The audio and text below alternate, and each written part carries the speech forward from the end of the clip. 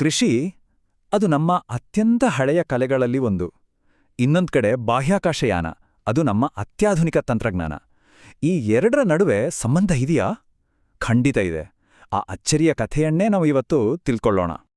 ಸರಿ, ಈ ಪಯಣದಲ್ಲಿ ನಾವು ಏನೆಲ್ಲ ನೋಡ್ತೀವಿ ಅಂದ್ರೆ, ಮೊದಲು ರೈತರು ಎದುರಿಸ್ತಿದ್ದ ಆ ಸವಾಲುಗಳು ಏನು ಅಂತ, ಆಮೇಲೆ ಬಾಹ್ಯಾಕಾಶದಿಂದ ಯಾವ ರೀತಿ ಪರಿಹಾರ ಸಿಗುತ್ತೆ ಅಂತ, ಕೊನೆಗೆ ಈ ತಂತ್ರಜ್ಞಾನ ನಮ್ಮೆಲ್ಲರ ಬದುಕನ್ನು ಹೇಗೆ ಬದಲಾಯಿಸ್ತಾ ಇದೆ ಅನ್ನೋದನ್ನು ಗೊತ್ತಾ ಮಾಡ್ಕೊಳ್ಳೋಣ.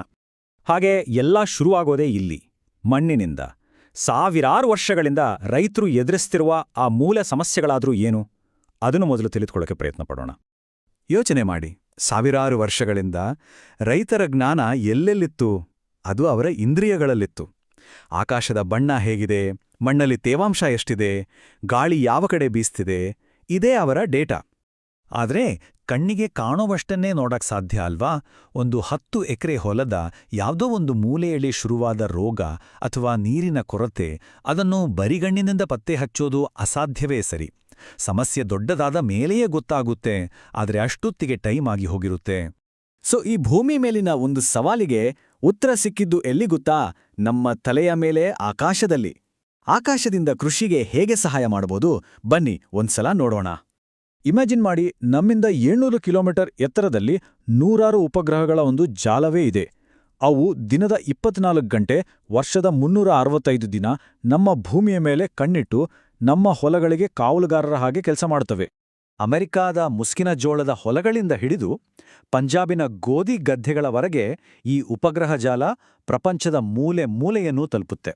ಇದು ರಿಯಲ್ ಟೈಮಲ್ಲಿ ಮಣ್ಣು ಮತ್ತು ಬೆಳೆಯ ಆರೋಗ್ಯವನ್ನು ಚೆಕ್ ಮಾಡ್ತಲೇ ಇರುತ್ತೆ. ಬಾಹ್ಯಾಕಾಶದಿಂದ ಬರೋ ಆ ದೊಡ್ಡ ಪ್ರಮಾಣದ ಕಾಂಪ್ಲೆಕ್ಸ್ ಡೇಟಾನ ಫಿಲ್ಟರ್ ಮಾಡಿ, ಅದನ್ನು ತುಂಬ ಸಿಂಪಲ್ ಮಾಡಿ, ಪ್ರತಿಯೊಬ್ಬ ರೈತರ ಅಂಗೈಯಲ್ಲಿರುವ ಮೊಬೈಲ್ಗೆ ತಲುಪಿಸುವ ಕೆಲಸ ಈ ಸಿಸ್ಟಮ್ ಮಾಡ್ಕೊಡುತ್ತೆ. ಸರಿ, ಇದೆಲ್ಲ ಕೇಳಿ ತುಂಬಾ ಇಂಟ್ರೆಸ್ಟಿಂಗ್ ಅನಿಸುತ್ತೆ. ಆದರೆ ಬಾಹ್ಯಾಕಾಶದಲ್ಲಿರೋ ಒಂದು ಉಪಗ್ರಹಕ್ಕೆ ಭೂಮಿ ಮೇಲಿರೋ ಒಂದು ಗಿಡಕ್ಕೆ ನೀರ್ ಬೇಕಾಗಿದೆ ಅಂತ ಹೆಂಗ್ ಗೊತ್ತಾಗುತ್ತೆ? ಇದರ ಸೀಕ್ರೆಟ್ ಇರೋದು NDVI ಅನ್ನೋ ಒಂದು ಟೆಕ್ನಾಲಜಿಯಲ್ಲಿ. ಸರಳವಾಗಿ ಹೇಳಬೇಕಂದ್ರೆ, ಗಿಡಗಳು ನಮ್ಮ ಕಣ್ಣಿಗೆ ಕಾಣದೇ ಇರೋ ಒಂದು ರೀತಿಯ ಬೆಳಕನ್ನು ಪ್ರತಿಫಲಿಸುತ್ತವೆ. ಈ ಬೆಳಕು ಎಷ್ಟಿದೆ ಅಂತ ಅಳೆಯುವ ಮೂಲಕ ಉಪಗ್ರಹಗಳು ಗಿಡದ ಆರೋಗ್ಯ ಹೇಗಿದೆ ಅಂತ ಪತ್ತೆ ಹಚ್ಚುತ್ತವೆ. ಈ ಸ್ಲೈಡ್ನಲ್ಲಿರೋ ವಿಷಯ ನಿಜವಾಗ್ಲೂ ತುಂಬಾ ಇಂಟ್ರೆಸ್ಟಿಂಗ್. ನೋಡಿ, ಆರೋಗ್ಯವಾಗಿರೋ ಗಿಡಗಳು ಸಮಸ್ಯೆಯಲ್ಲಿರೋ ಗಿಡಗಳಿಗಿಂತ ಈ ಸಮೀಪ ಅತಿಕೆಂಪು ಬೆಳಕನ್ನು ಬೇರೆ ರೀತಿಯಲ್ಲಿ ಪ್ರತಿಫಲಿಸುತ್ತವೆ. ಈ ವ್ಯತ್ಯಾಸವನ್ನು ಉಪಗ್ರಹಗಳು ಎಲೆಗಳು ಹಳದಿಯಾಗುವುದಕ್ಕಿಂತ ತುಂಬಾ ದಿನ ಮುಂಚೆಯೇ, ಹಾಗೆ ಹೇಳ್ಬಹುದು ವಾರಗಳ ಮುಂಚೆಯೇ ಪತ್ತೆ ಹಚ್ಚಬಲ್ಲವು. ಇದೇ ರೈತರಿಗೆ ಸಿಗ್ತಿರುವ ಒಂದು ಕ್ರಿಟಿಕಲ್ ಹೆಡ್ ಸ್ಟಾರ್ಟ್. ಈ ಆರಂಭಿಕ ಎಚ್ಚರಿಕೆಯಿಂದ ರೈತರು ಪೂರ್ತಿ ಹೊಲಕ್ಕೆ ಔಷಧಿ ಹೊಡೆಯೋ ಬದಲು ಕೇವಲ ಸಮಸ್ಯೆ ಇರೋ ಜಾಗಕ್ಕೆ ಮಾತ್ರ ಟ್ರೀಟ್ ಮಾಡ್ಬೋದು. ಇದರಿಂದ ಏನೆಲ್ಲ ಸೇವ್ ಆಗತ್ತೆ? ಸಮಯ, ಹಣ ಮತ್ತು ಕೊನೆಗೆ ಬೆಳೆ 3 ಉಳಿಯುತ್ತೆ. ಸರಿ, ಈ ಅಡ್ವಾನ್ಸ್ ಡೇಟಾವನ್ನ ತುಂಬಾ ಸರಳವಾಗಿರೋ ಸ್ಥಳೀಯ ಮೊಬೈಲ್ ಆಪ್ಗಳ ಮೂಲಕ ಹೇಗೆ ತಲುಪಿಸ್ತಾರೆ ಅಂತ ಒಂದ್ಸಲ ನೋಡ್ಬಿಡೋಣ. ಈ ಡೇಟಾ ರೈತರ ಮೊಬೈಲ್ನಲ್ಲಿ ತುಂಬ ಸುಲಭವಾದ ಆಪ್ಗಳ ರೂಪದಲ್ಲಿ ಬರುತ್ತೆ. ಉದಾಹರಣೆಗೆ ಫಾರ್ಮಟ್ನಂತಹ ಆಪ್ಗಳು ಹೊಲದ ಯಾವ ಭಾಗಕ್ಕೆ ನೀರು ಬೇಕು ಅಂತ ಕೆಂಪು ಬಣ್ಣದಲ್ಲಿ ತೋರಿಸಿದ್ರೆ, ಕಿಸಾನ್ AI ನಂತಹ ಆಪ್ಗಳಿಗೆ ಕೀಟದ ಫೋಟೋ ಕಳಿಸಿದ್ರೆ ಸಾಕು, ಅದಕ್ಕೆ ಯಾವ ಔಷಧಿ ಬೇಕು ಅಂತ ಸರಿಯಾಗಿ ಹೇಳ್ತವೆ. ಮತ್ತು ಇದು ಕೇವಲ ಬೆಳೆಯ ಆರೋಗ್ಯಕ್ಕೆ ಮಾತ್ರ ಸೀಮಿತವಲ್ಲ. ಸ್ಥಳೀಯ ಮಾರುಕಟ್ಟೆಗಳಲ್ಲಿ ಬೆಲೆ ಎಷ್ಟಿದೆಯಂತ ತಿಳಿಸುವ ಆಪ್ಗಳಿವೆ. ಅಷ್ಟೇ ಅಲ್ಲ, ಪ್ರಕೃತಿ ವಿಕೋಪದಿಂದ ಅಂದ್ರೆ ಪ್ರವಾಹ ಅಥವಾ ಬರಗಾಲದಿಂದ ಬೆಳೆ ನಾಶವಾದರೆ ಉಪಗ್ರಹದ ಫೋಟೋ ಮೂಲಕ ಅದನ್ನು ಕ್ಷಣಾರ್ಧದಲ್ಲಿ ಖಚಿತಪಡಿಸಿ ವಿಮೆ ಹಣವನ್ನು ನೇರವಾಗಿ ರೈತರಿಗೆ ತಲುಪಿಸುವ ವ್ಯವಸ್ಥೆಯೂ ಕೂಡ ಇದೆ. ಈ ತಂತ್ರಜ್ಞಾನದ ಶಕ್ತಿ ಭೂಮಿಗೆ ಮಾತ್ರ ಸೀಮಿತವಾಗಿಲ್ಲ. ಇದೇ ಉಪಗ್ರಹಗಳು ಈಗ ನಮ್ಮ ಸಮುದ್ರಗಳಲ್ಲಿ ಒಂದು ಕ್ರಾಂತಿಯನ್ನೇ ಉಂಟುಮಾಡುತ್ತಿವೆ. ಮೀನುಗಾರಿಕೆ ಹಾಗೂ ಜಲಕೃಷಿ ಇದನ್ನು ಪೂರ್ತಿಯಾಗಿ ಬದಲಾಯಿಸ್ತಿವೆ.